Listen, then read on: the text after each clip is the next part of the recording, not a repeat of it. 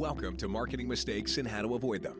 Here's your host, Stacy Jones. I'm so happy to be here and want to give a very warm welcome to Lori Sale today, who's joining us here in Los Angeles to discuss her over 30 years of experience in working in celebrity endorsement and brand partnerships. Lori is a partner at Artist and Brand Management and represents talent including Adrienne Brody, Adrienne Grenier, Jessie J, Tracy Ellis Ross, Nicole Ritchie, Tyra Banks, Peter Facinelli, Lucy Liu, Marsha Gay Harden, Anthony Anderson, and so many others. Lori formerly was head of artist marketing at talent agency Paradigm, head of global marketing, head of global branded entertainment at ICM Talent, EVP worldwide promotion at the Weinstein Company, and way back when I first met Lori in the late 90s, she was SVP worldwide promotions at Miramax Films. Lori and I have discussed many a celebrity endorsement deal over the years, as well as branded entertainment content partnerships.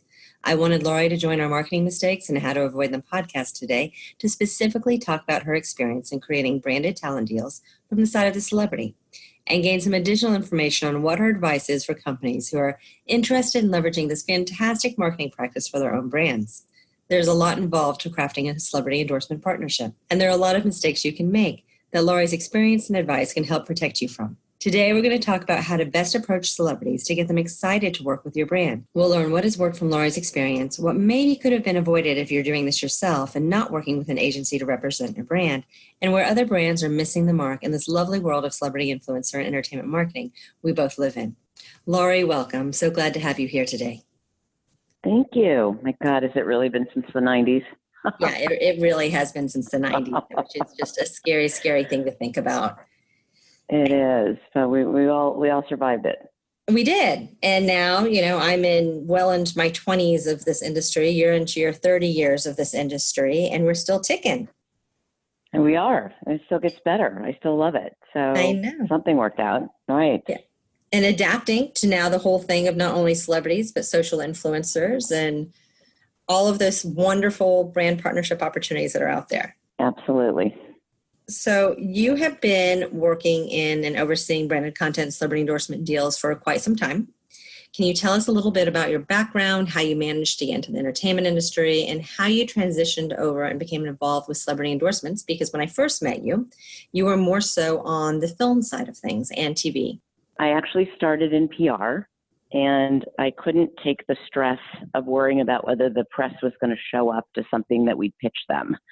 So I expanded and got more into events and sort of general marketing, and that led into what was called added value, and that led into integrated marketing, and then it became fancy and became branded content, but basically I've been doing the whole thing, the same thing my entire career, which is trying to maximize whatever it is the brand or whoever the client is trying to do, trying to be as clever and as authentic as possible and still do things within a budget. I got into entertainment sort of the reverse way. So I had an agency. I started working with clients, and some of my clients were entertainment companies. So I actually learned entertainment from the entertainment networks, film studios, working on that side of the business and trying to understand what they were trying to do with brands. And that's really where I sort of hit my stride, is understanding that marriage between a brand and entertainment, be it the studio, be it television network, and ultimately a celebrity. So, it's always been sort of the same thing, whether you're representing any kind of intellectual property, even if that intellectual property happens to be a human. So that's where I really learned it, working with the intellectual property, starting with television networks, film studios, and then ultimately celebrities. So I've really been doing kind of the same thing the whole time. Well, I agree. Everyone always says, oh, your agency does so many things when I talk to them. I'm like, no, it's really all exactly the same thing. Whether It's all exactly the same thing. It just depends on which side of the table. And then you have to get up and move to the other side. Exactly. Or, if you're working with a celebrity and doing a branded partner deal, or you're working with a TV show or a feature film, it's really the same ultimately, even though it's different, but it's the same results that you're looking for and same types of partnership that you're overall looking at. Right. Right. I think it's really just depends on if you need the intellectual property to speak on your behalf. It's hard to get a film to do that. It's hard to get a TV show to do that. But the human being can do that and deliver the right messaging, et cetera. So I think that, but at the same time, they are humans and they come with, obviously things that go along with being human. So there's just a little bit more to juggle. More to juggle. Yes. So over the years, what are some of your biggest successes for celebrity and influencer partnership deals and initiatives that you've been doing? Well, I mean, I don't know that they're successes or not successes. They're just things that I have loved. So the things that stand out in my mind, I worked on and launched Project Runway, and that was a really wonderful experience because it was sort of a not been done before situation. It was at the very, very beginning of reality television. It was integrating brands, into a show that they hadn't been done in a way really since, the Texaco Star Theater back in the even before me. So it was really an interesting, we broke lots of rules. There weren't rules. We made it up as we went along, and it was just a lot of fun. That show happened to get noticed by the head of a talent agency, who actually called me and said, are you the one who put the brands in Project Runway? And I said, yes. And he said, I'd like to hire you to run my endorsement department. And I was like, I don't know how to do that. And he said, but clearly you know brands, and that's what you really need to know. So that was really how I got into the talent side of the business. That's fantastic. With someone. Yeah, it was amazing, actually. And then from there, in that first job, I got lucky enough to start working with Beyonce. And, it was at a really, explosive beginnings of her career, of her solo career, and work on all of her big, relationships. We had her in a Amex campaign. We had her L'Oreal. L'Oreal sponsored her tour. I mean, it was just a really wonderful time at the very beginning of her solo career to be working with her. That rolled into, just wonderful talent relationships with really endorsements for them all over the world, from, Milk in Japan to, you name it. And then more recently, since I've had my own company, Artist and Brand Management, that really has been something very special because I get to pick the talent that I want to work with. When you're at a big talent agency, you have to represent the talent who are at that agency. But when you have your own company, you can kind of pick and choose and work with the people that inspire you and get to know them in a different way. Our agency, we represent 150 celebrities, which is a much different thing than working for an agency that has 6,000. That you've never met before. So it just became something, a different level and much more personal, in the last 9 years that we've had our agency to sort of pick the talent we want, get to know them. But, they've all been wonderful. They've all been, some are more wonderful than others. Some are a huge pain in the rear, but, they all have their moments that make them memorable. Well, again, they're people, and so people make them very well. The good and the bad kind. Right. Well, and I'm sure it's great with working with more of a handful of a select grouping of talent. You're able to approach it much more customized and really be looking more individually for those partnerships for the individuals that are going to be standout and big wins for them too. Right. I mean, it's just been different. It's sort of in the last 9 years is really where things changed dramatically, in my opinion, where they became about authenticity. And I think that happened for a lot of reasons. The first is talent are receptive now to working in this space because there were a number of writers' strikes, which impacted the number of projects and therefore their ability to earn money. There also was, the dawn of the internet, where everything is global now and there are no secrets. So you can't just go off and do a beer commercial in Italy and no one will see it. So the world and endorsements became global. And, I think that talent realized that a great relationship with a brand can be fantastic for them as well. So when those sort of three things happened, it just became a very different business. And authenticity has really ruled. So that has worked out very well in my favor of now being in a situation in a boutique agency where, we won't represent anyone that we don't sit down with and figure out what's their thing. We call it the thing.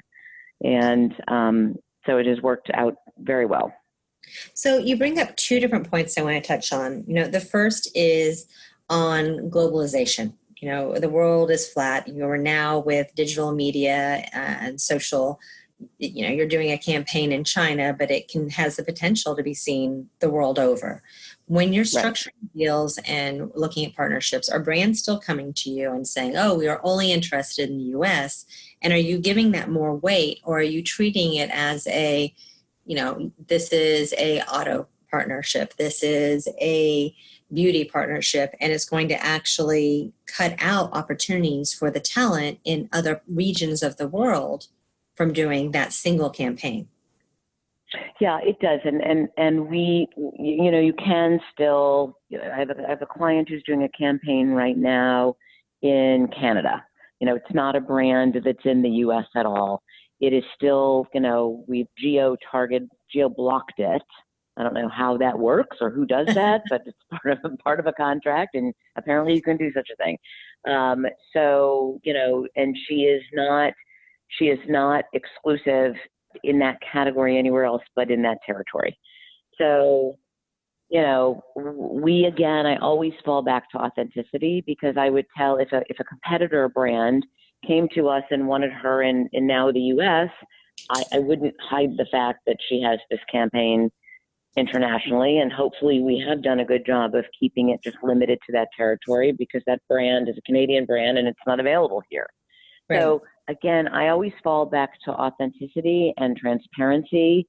No one wants to harm the talent, but I think you have to be a good partner, and I think that's the most important thing, to start from that place of being a good partner. And if you have a good relationship, it's like a marriage. If you have a good marriage, there's no reason to look to be married elsewhere, right? So that's really kind of how we tend to treat it. We just sort of examine it on its merits. And I just think it would be not authentic for a talent to do, for example, a cosmetics brand in China and a cosmetics brand in the US and work with different brands. I don't think on a human level that the talent is going to feel comfortable with that. And if it's someone who would feel comfortable, it's unlikely that that's very authentic. And it's probably just, a talent who's got, 20 or 30 endorsements around the world, that you can tell that none of them really matter. So we just don't operate on that basis. And so with that, so if you're looking at a talent and they're doing a cosmetic in the US and they're doing, the potential of having a deal in China, how much time are you looking at putting in between so that you do keep that authenticity, but you're not, negating the opportunity for that talent to later on work with, a competitive brand in a different region or even in the same region? It's funny because the brands justify it saying, oh, it's not exclusive. So the brands use exclusivity to justify a deal that doesn't have enough budget. Right. But on the same time, when that same brand is picking a celebrity, they have a huge problem with the fact that the person formerly did XYZ, sometimes as much as 7 to 10 years. So, it just depends on which side you're approaching it from. When the brand wants someone but doesn't have enough money, they say, oh, it's not exclusive. But when the brand wants someone and they see that your talent has worked with somebody else, all of a sudden exclusive is a problem. Are you seeing they worked with this one? Yeah. Are you seeing that blend away a little bit now that brands are starting to work with social influencers who are certainly less exclusive than celebrities always have been? Or are you still... I don't think that brands are looking at this. I think a brand realizes that a celebrity is an entirely different level. Not that there aren't influencers who are becoming celebrities in their own right. But I think everybody sort of instinctually knows that you're going to, that influencer makes their living. It's like buying an ad in a magazine. You turn the page and there's another ad from somebody else, maybe even in the same category. So I feel like people are looking at influencers as media and not celebrity. And they are comfortable with influencers talking about different brands, just like you'd be comfortable flipping the pages of a magazine and seeing different ads in the same issue. And, celebrities are different. You want them for different reasons. You want them because of the media value that they can bring you above and beyond. So it's not just put that person in your ad or do a social post with that person, but, you want to get press and you want, reporters to interview them. All of that can be found with a celebrity. So I think people look at it differently. Yeah, and I fully agree with that. It's interesting. We'll get a lot of brands who come into us and they still look at, we'll be, going down the path talking about what type of individual they want to work with. And they are just dogged set on being a celebrity. And you listen to what they're actually saying, and they're saying that they want someone to produce content for them. Are you finding that your celebrities want to produce content, or are they staying away from Yes, No. Celebrities want to produce content, and in fact, there's no one better to do that because they've been in front of the camera, they've been behind the camera, they've been on sets their whole career. They know good talent to work with. They know good crews. They know good writers. I think celebrities are the best people to create content with. Many of them aspire to be. It was funny. I had this conversation with a big global brand, and they were interested in one of my clients, and they had not nearly even a fraction of the amount of money for him. I mean, there's a big global name. And I said, if you come to him and you say, we'd like to hire you to be in the spot, and we'd also like you to direct the spot, you actually have a chance because he loves to direct. So, sometimes it's how we're all human and you're approaching a human being. And so do you have that thing that you can push that button that makes it authentic? If you've got a talent who loves to be behind the camera and you want that person in front of the camera, then offer them to do both. No, that's great. That's a great suggestion. What about brands who are looking at celebrities still as social influencers where they're trying to go back and forth and they want the celebrity to just do a social media campaign? Do you think that's beneficial? Do you think that that's the world celebrities want to play in? Or do you think that they're looking more for the endorsement options to be part of media, to produce content, to be at retail, and to have a bigger footprint? I mean, I have not seen any offer in probably 3 years that didn't also include social, whether they want it or not, to be honest. Everybody just throws that in every deal now. The other thing that we're seeing is that, it looks like a commercial, it smells like a commercial, it's a commercial, but it's digital, and so it's missing a zero. It's the same amount of work, and in fact, I would argue that it's more exposure these days than a commercial.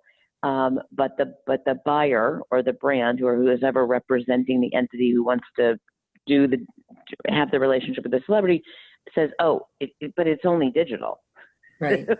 And I always think every time I was thinking, yeah, it is only digital. Therefore it should have two more zeros to it. It's actually going to be seen by more people. Right.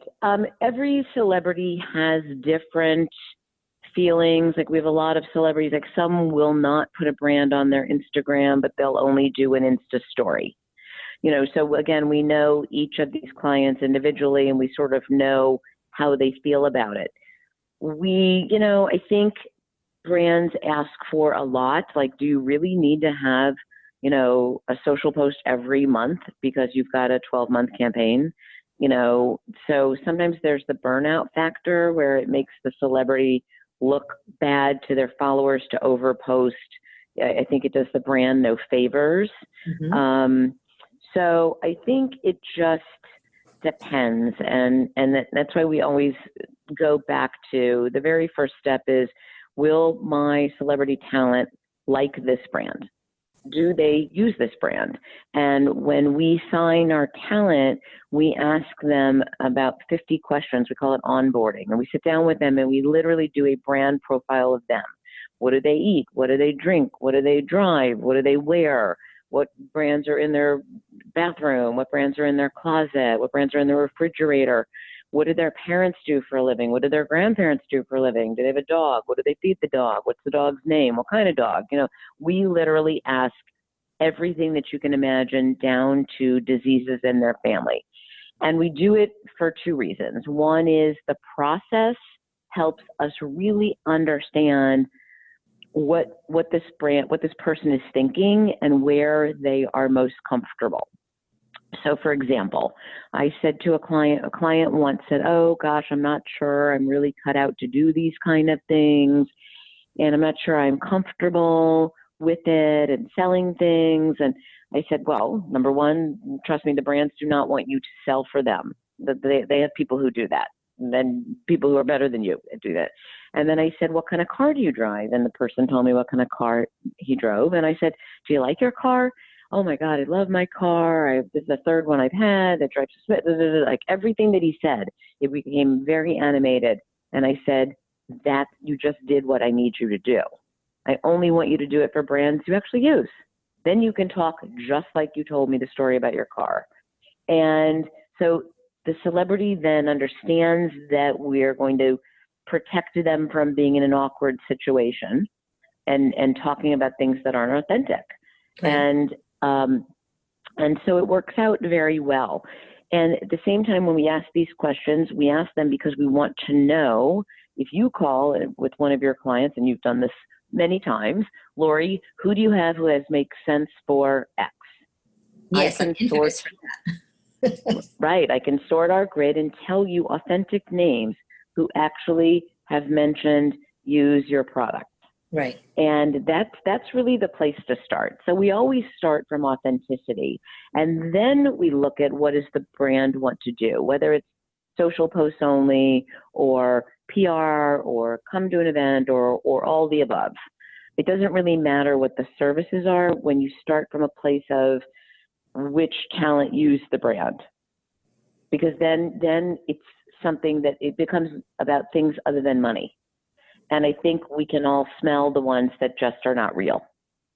And so how do you suggest, if it's a brand, so a new to launch brand, new to market brand, just hasn't been in the United States, celebrity's not familiar with it, how do you suggest familiarizing the celebrity, seeing if they actually would be their authentic selves with it and would want to embrace it, do a partnership with it? Are there any tricks to it? Yeah, so what we always look for when we have a situation like that, or really anything, sort of the first couple of conversations with an agency who's representing a brand, we just like to see, okay, what the brand is, where it's been, have they ever worked with anyone before, sort of the backstory on the brand. The backstory on perhaps the CMO. Sometimes people say, oh, the CMO used to be at XYZ. That sort of, those kind of things are cues for us, because if it's a CMO who was at a major brand and they're now at this company that we haven't heard of, it sort of tells us, ooh, that's probably a company that's got, great potential, or why would someone with this, senior level experience have gone there? So we look at the company itself, how long have they been around, where the founders were, where the key marketing people were, what kind of press do they have? We look at their website to get a feel. I mean, I got one yesterday, looking for, I don't know, I think it was like leather goods in China. And, I go to the website and I can't read any of it, but you can see the product looks good. The website looks good. It looks reputable. That's the best you can do, as we're starting to sort of vet who is this brand if we've never heard of them. And, it's also who's the buyer. I know that your company is not going to bring me something that's going to get me in trouble, because you're not going to likely work with a company like that. Right. So that's part of it is, sort of the company that you keep. So it's really kind of all of that. And, then the agency would say to us, here's our client, here's where they've been, here's what they've done, here's who they've worked with, here's what we know about them, here's what they're looking to do. And then we start looking at the scope of work. What are the services really? We look at things in terms of timing, because when you have series regular actors, then they're shooting on network, they're shooting from end of July through mid-March. So they have just a few months off of hiatus starting, sort of April back to July. And if they're going to go do a film or they're going to go travel or whatever they're going to do in their off season, we sort of look at the timing. Sometimes it's very specific. It's an event on this day and this time. I just got one this morning that's, wants to send somebody to New York to do some press before Super Bowl and is interested in a client who's a series regular. And, I'd have to look up the dates and see if he has a January hiatus. He probably does not, because he just came off the holidays. So, we look at all those variables, and then just how does it feel? When you're working with a celebrity and a brand and you're inking the deal and you're deep in negotiations and you're looking at, shoot days, if there's going to be filming, you're looking at all the different elements of the campaign. Do you typically have experience seeing brands coming to the table knowledgeable that there's additional costs to everything besides just the costs of the partnership, where let's say you're asking for an event, even like you just mentioned, they're going to be flying to New York. So obviously they're going to need to be flying first class. They're going to be needing to be chauffeured. They're not just going to be jumping in an Uber from point A to point B. They're going to need hair and makeup. They're going to have these extras that come with that.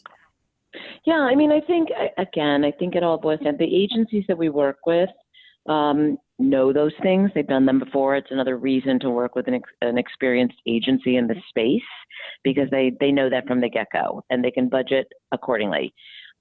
We do, and there's dialogue that happens between us. And for example, when you call me and we're talking about a particular client, if it's a client that I have that has perhaps a young child and travels with the child and a nanny, and we talk about those things.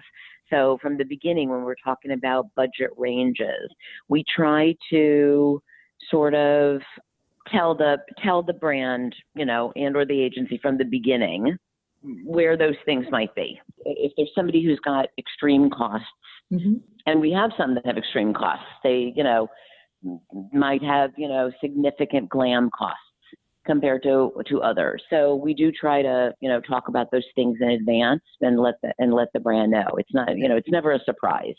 Right. Those are contractual items and that go into a deal.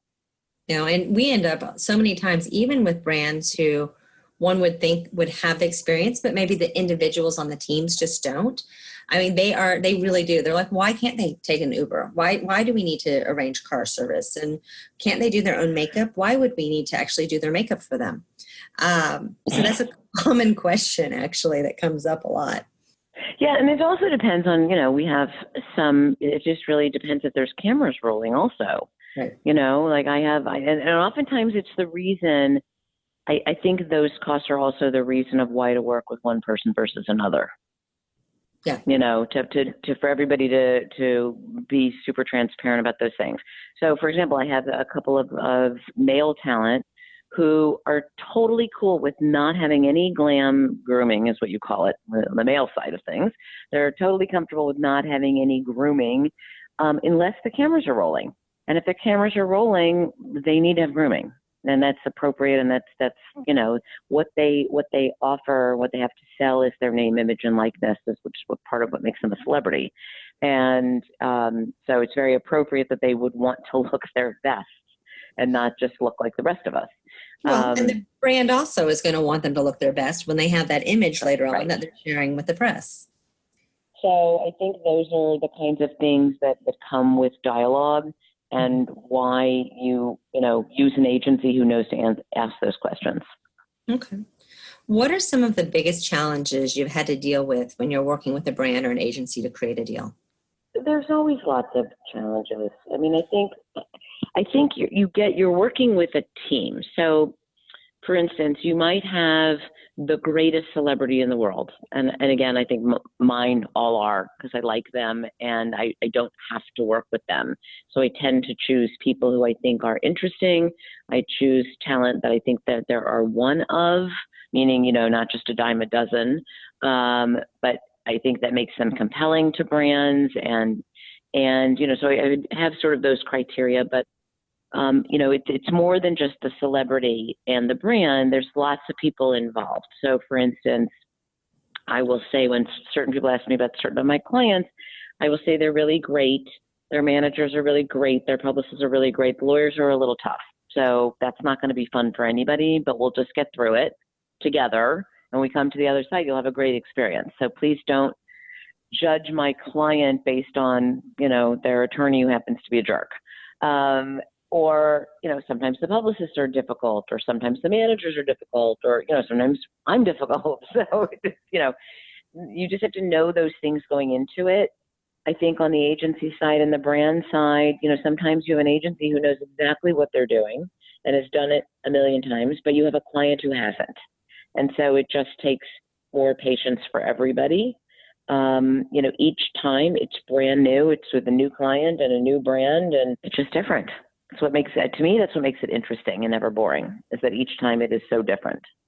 Oh, it's always different. Every day is different, which is great as long as you embrace, different and challenges and changes, which obviously both of us do because we've chosen these careers. Right. Yeah. So when you're working with a brand, how do you decide if it's the right partner? So what are you specifically looking for from the brand that really spells out, makes it clear that this is going to be a great brand fit? Obviously the authenticity, obviously someone who is going to actually come to the table with the right amount of dollars as well. But what makes it the right fit? I think everybody gets a gut feeling in the very beginning of where it feels authentic, it feels professional, it feels right. I think, at the end of the day, we can't make our clients do anything they don't want to do. And all we can do is tell you based on our experience of whether we think they'll be excited by the offer or not. We don't say yes, we don't say no, we just say, wow, I just don't see this happening because the last time this client did this, their fee was X. I just don't know, but I don't make the decisions for them. Let me take them the offer. So we try to approach things on that basis. We expect a firm and binding offer. We don't go to our clients are human beings. They get their feelings hurt like most of us would. And so we don't waste their time on things that are not real. So oftentimes brands will say, oh, can you see if they're interested? No, I'm not going to do that, because if I do that and they say they are, and then you don't choose them, their feelings are hurt. Sure. So we try to get it to the point of the brand providing a firm and binding offer, meaning if the client sees it and accepts it, it's done. And then we would go to a long form contract. But we don't want to, be in a situation where, the brand decides today they want this person and tomorrow they've changed their mind. I'm so happy that you're saying this, because we get calls all of the time where it's like, can't you just come up with 5, actors or actresses that would like to do our campaign and find out how much they'll cost? And then we'll decide from there which one we want to work with, and we'll just see what happens. And we won't do it. We don't want to touch that at all, because it is. We provide, we do provide. I mean, we would to you say, here's 5 people we think make sense for this campaign. Here's materials on each of them, and here's the budget range for each of them. Sure. And then you can take that to your client, and your client can decide on one. But we're certainly not going to multiple clients. We're not going to any clients without an offer, because we just learned our lesson. They get disappointed. They're human beings. No one wants to not be chosen for the team, right? No one wants to be the last one standing and didn't get chosen. We were all kids. We all know what that feels like. 100%. So, right. And then how much does a celebrity endorsement deal typically cost? Above and beyond the extra additionals that I spoke about earlier, but typically, what are the ranges that you see where brands need to be aware of what they need to come in at?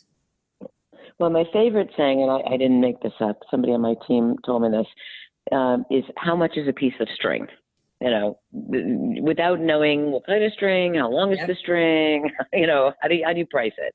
Yep. So you start from that basis. So that's why we always want specifics.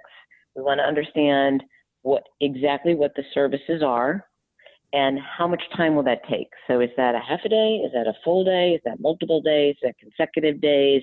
Is it one day a quarter? Is it 4 consecutive days? What is it? So how much, just from a perspective of getting them off work, and how many days. Then we want to know the specific services.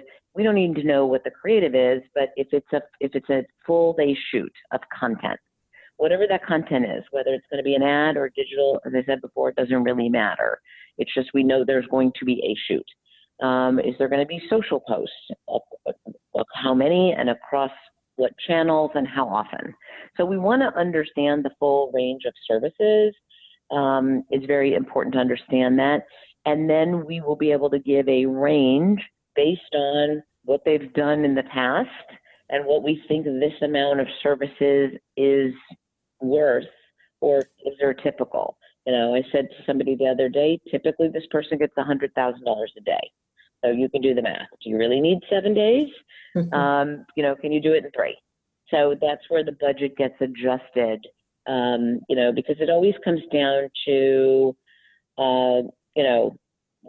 the agency or the brand wanting someone specific. And I say, you know what, let's work together in cobbling this together so that you can get what you need. Because, if you start with authenticity, as I said before, then it makes sense. So then it's just like a puzzle, figuring out how many days. So I did a campaign with somebody, and it's for credit card, and they had 4 shoot days. And I said, wow, that is really going to be difficult. She's a serious regular. It's going to be tough to get her off. Do you need 4 days? And they were like, yeah, we're shooting. 2 of them are in an active airport. Can you imagine? So then we looked at, well, how complicated those days are going to be, because the whole glam has to be, how do they have to get through security? I mean, it was just a complicated shoot. But, we made it happen, and we realized, it can only be done in 4 days. That made a whole lot of sense. Right. Okay. And so we tried, I think the rule of thumb is nothing less than $10,000, and then it just depends on beyond that what you want. Right. And the level of visibility and all the things that they're going correct. To do for you, how well known, the more known and recognized the celebrity, the more it's going to cost. Right. But if you need a celebrity to make a tweet, depending on who the celebrity is, you could find a celebrity to tweet for $10,000, but not for less than that. Sure. And it goes up from there. Yeah. And it doesn't matter really what their social footprint is either. It's the fact that they are a celebrity and they have that higher recognition value versus if someone's trying to say cross comparison with a social influencer and say, they have less following. It doesn't matter. It doesn't matter, because I have a couple of clients who are sisters, and I call them the influencer, because their following is very small, but the people that follow them have huge footprints themselves. So they're the influencer. And they also are great and savvy at making content, and it gets watched. So it is not about it's not always the number of eyeballs, but it's whose eyeballs are they? Yep.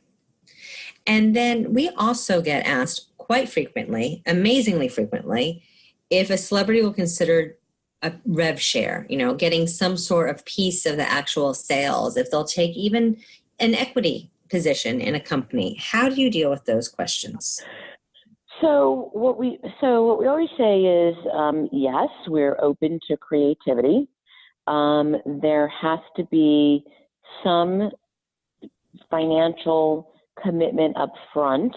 It can't be 100% based on revenue, because the celebrity's already had their name, image, and likeness out there. Like, you can't put the genie back in the bottle.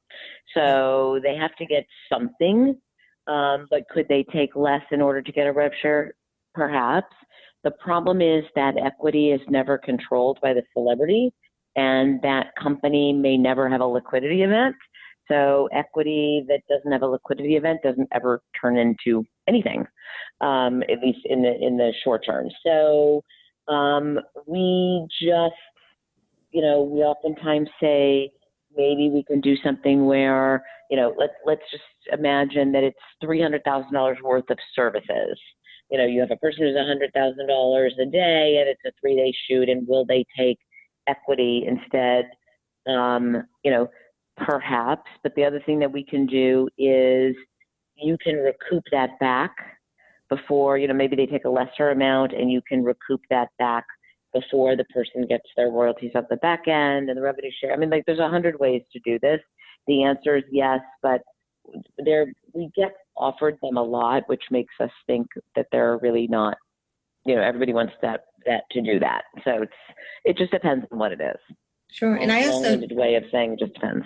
Yeah. And when we are talking with brands, a lot of times when they start going down that equity pathway, they think that if the celebrity comes on board as an equity partner, that all of a sudden they have a built-in marketing machine and almost a chief of marketing officer, sitting there who is going to run their brand for them with, the celebrity at the helm. And that's not how these deals are traditionally created. It's based off of deliverables and not okay, I'm now going to seize the day. Thank you so much for gifting me pieces of your company, and I'm going to make you $1 gazillion just for having brought me on board.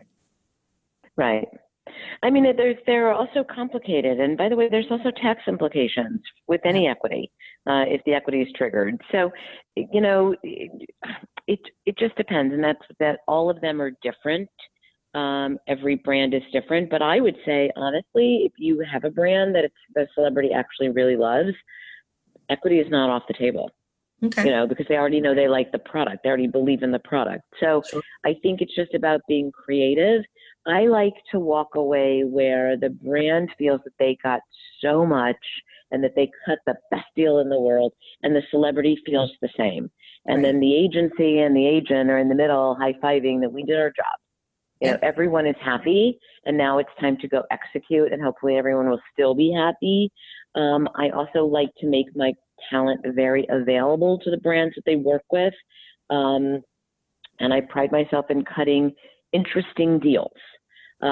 We did a deal with one of my favorite deals was Adrian Grenier's relationship with Dell Computer. And how that came about is that when I started working with Adrian and I asked him what events did he go to, he named Art Basel and Sundance and South by, and I reverse engineered and looked up the brands that were at those places, and I kept seeing Dell Computer. And I thought, that's interesting. So I called their agency and said, I represent Adrian, and my guy goes the same places that your brand goes.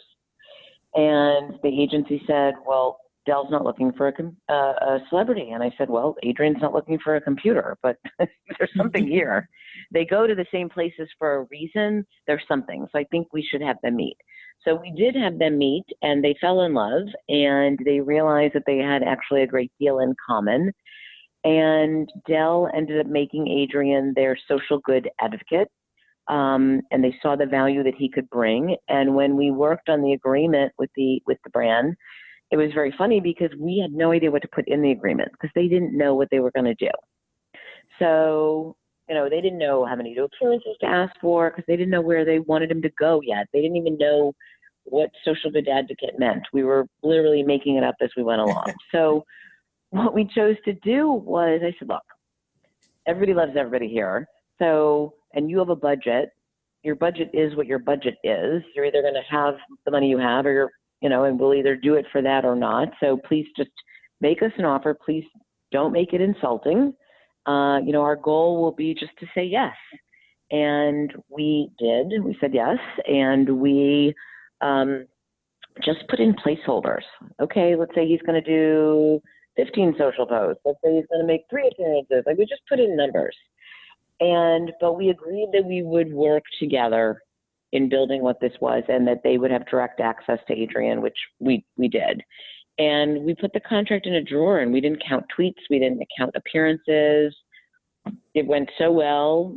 You can Google Adrienne Grenier and Dell, and you'll see, thousands of things that we did over 3 years' time that we were partnered with them, and they just kept renewing. And, even the wind down period they said, well, we don't know that we're going to need him so much this year, but we don't want to let him go. So that was the fourth year, we sort of gently, rode off into the sunset and have a great relationship. I think they've been thrilled. Adrienne's been thrilled. They're nice people. It all worked out great.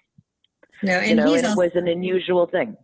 Yeah, and we've worked with him before, and he's great. He actually, brands love him. He does such a nice job. Brands love him. So professional, and he's a really nice guy to have actually as part of a campaign or attending an event.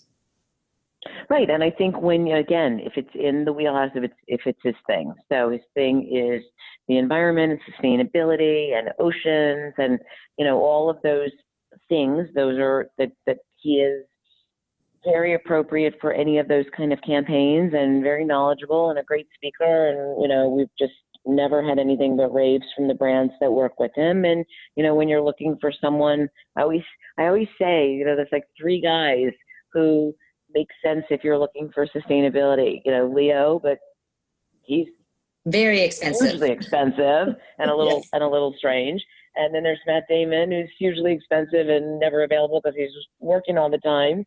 There's another guy I won't mention who's just weird. And and there's Adrienne.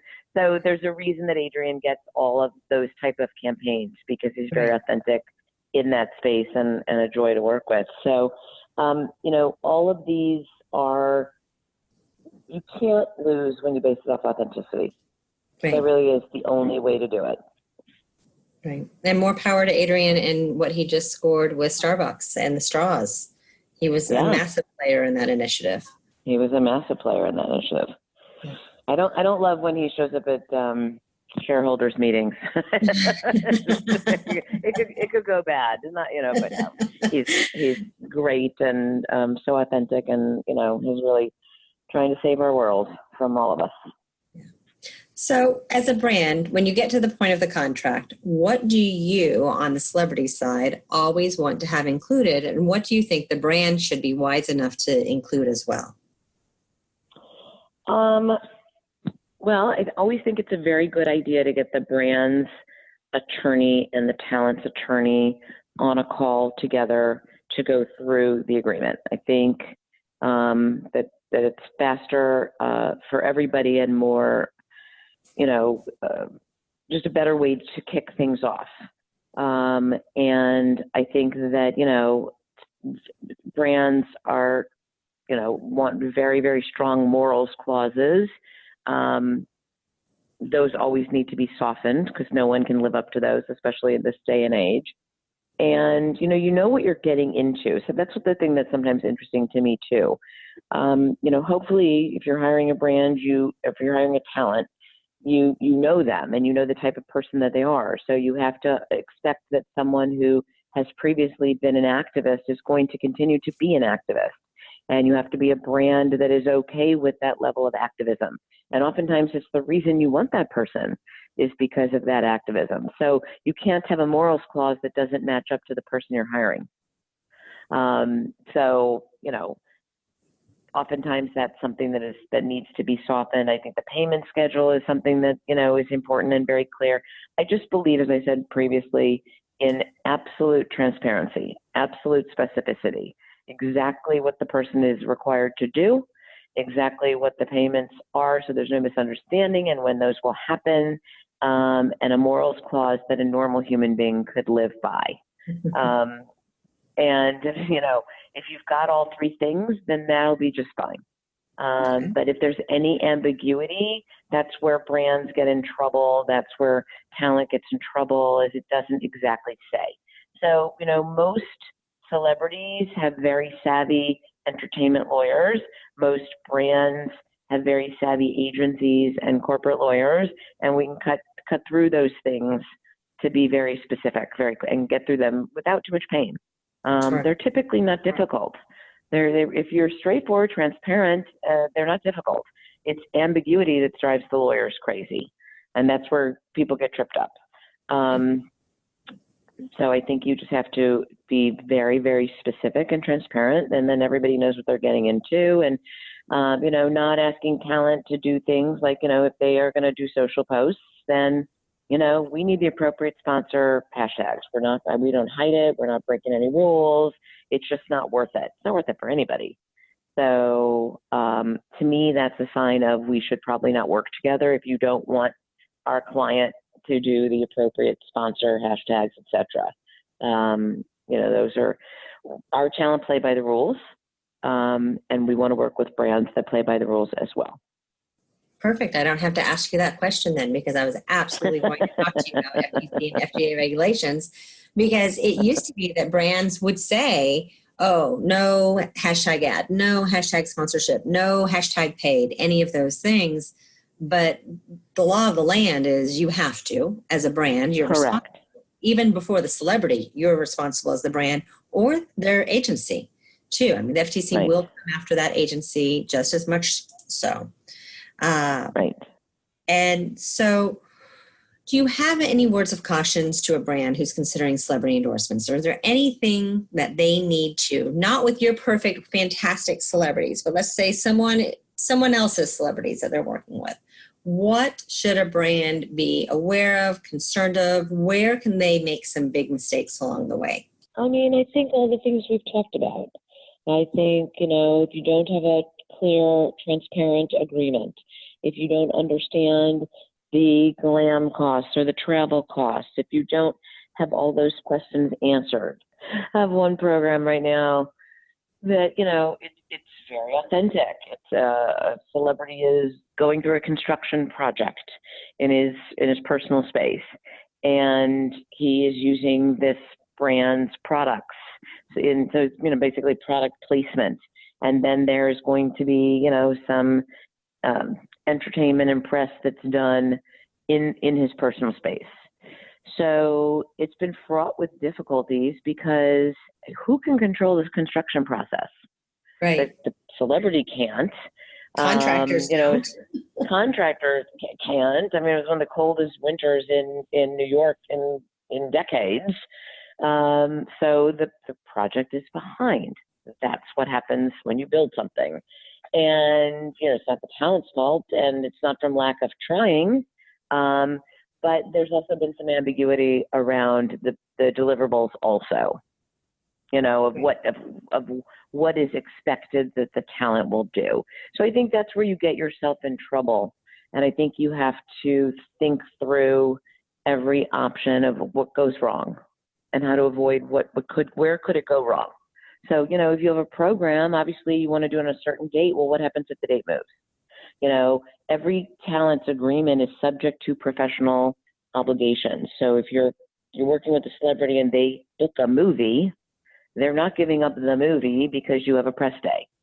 Like, it's not happening. That's what they do for a living. So every contract is always subject to what they do for a living, which is, being an actor or being a musician or being an athlete.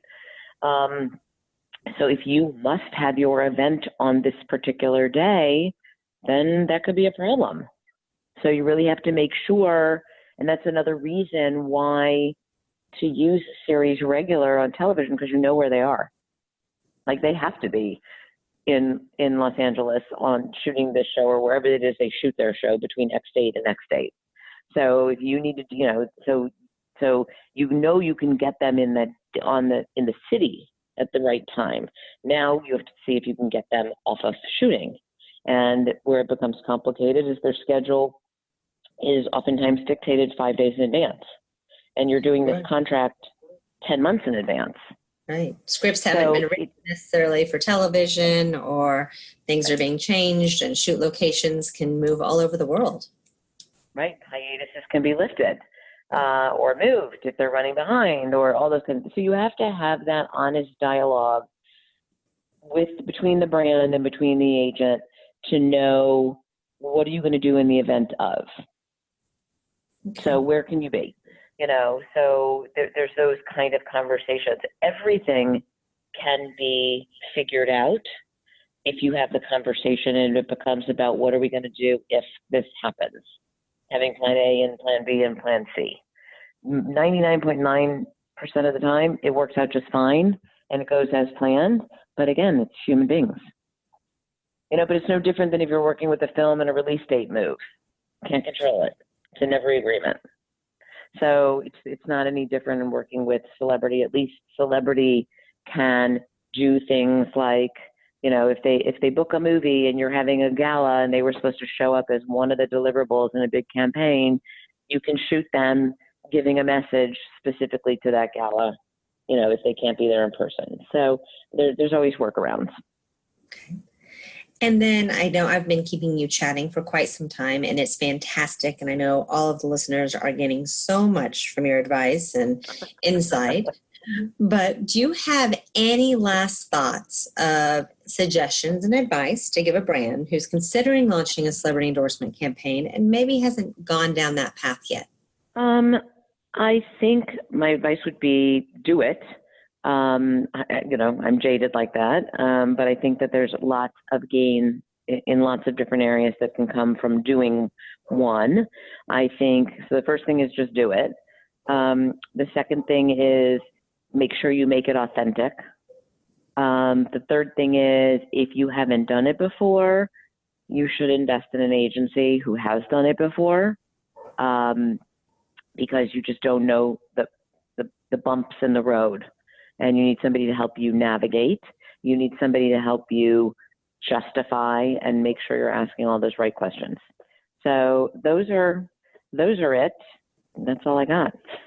Lori, thank you so much. Really, really do. My pleasure. Lots of fun joining us today. And I learned a lot, and I'm always delighted when I can learn in this industry. And I'm absolutely looking forward to chatting with you again soon with brands in mind and in hand. And until then, thank you. Sounds great. Thanks so much. Bye-bye.